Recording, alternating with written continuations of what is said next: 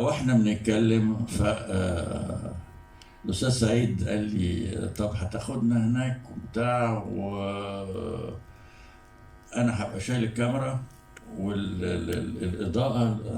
الاستاذ عبد العزيز فهمي هو اللي بيعمل الاضاءه بنفسه، يعني كان مجهود هما الاثنين بس ما فيش حد معاه.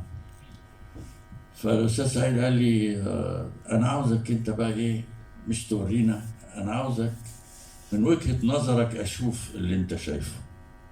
قلت له يعني ايه؟ قال لي يعني تمشي وانا هصورك. كان اول مرة اسمع صوت كاميرا بتدور،